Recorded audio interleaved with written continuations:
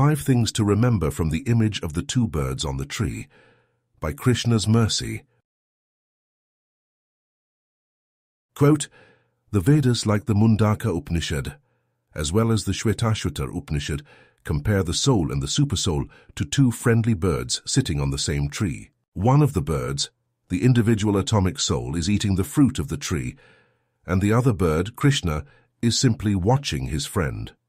Of these 2 birds, although they are the same in quality, one is captivated by the fruits of the material tree, while the other is simply witnessing the activities of his friend. Krishna is the witnessing bird, and Arjuna is the eating bird. Shrila Prabhupada, Bhagavad-gita 2.2. Purport.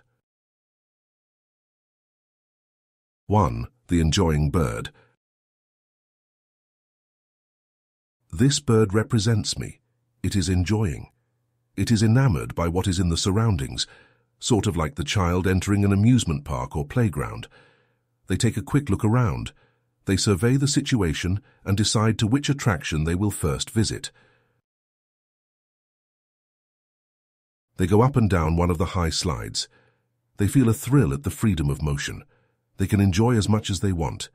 There are other friends to make, as parents are known to bring their children to this place. After an hour or so, the child gets tired. There is perspiration on the forehead. They ask for water. After refreshing, they continue in another direction. This time, they slip on one of the handles and come falling to the ground. The previous elation is now a distant memory. The child is crying so much that they insist on being taken home immediately. 2. The witnessing bird. This represents the Supreme Personality of Godhead. He is Paramatma. He is also on the tree, but he is neither for nor against any of the attractions. He simply observes. The observation is continuous.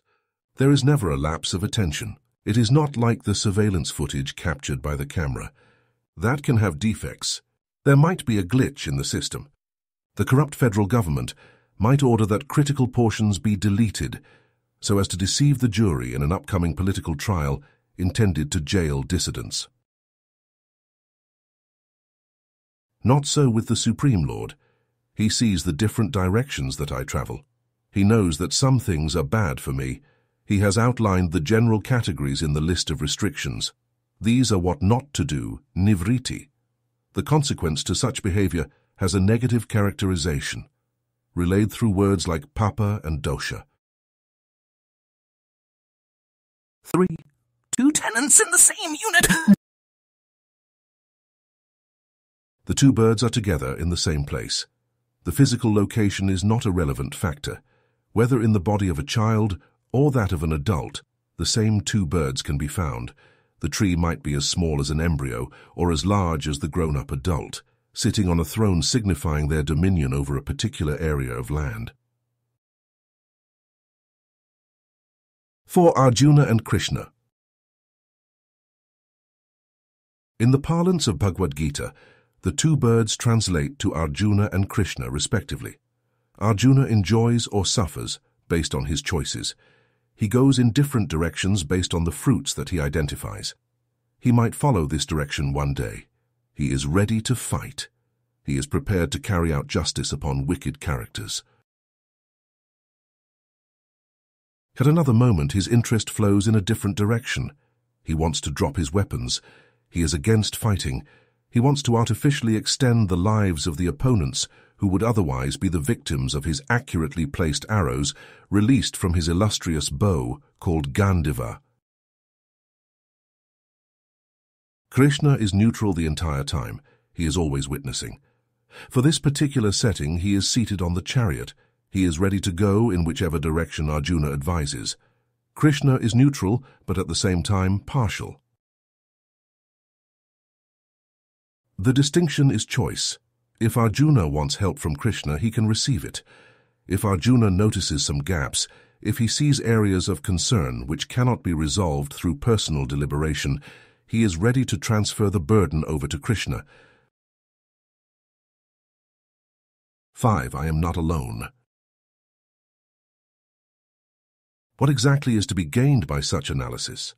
Why focus on the two birds when there is nothing we can do about it? I will never be the witnessing bird. I am always enticed to go in this direction and that.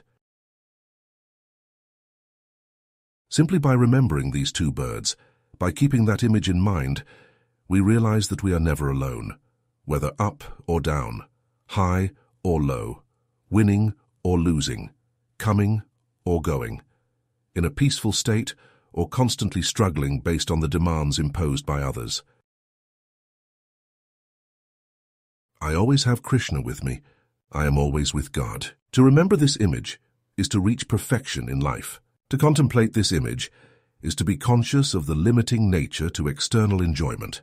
That witnessing bird is my greatest well-wisher. I have forgotten that bird, so the more I remember, the happier I will be. My elevation can reach the level of leaving behind that tree for good, such that I will no longer succumb to the good and bad reactions, gunadosha, associating with enjoying the various fruits on the tree. In closing, now clearly to see, so let's leave this tree, to follow only your way in whatever direction to say, to work hard with attention, but in single direction, surrendered at your feet, where all success to meet.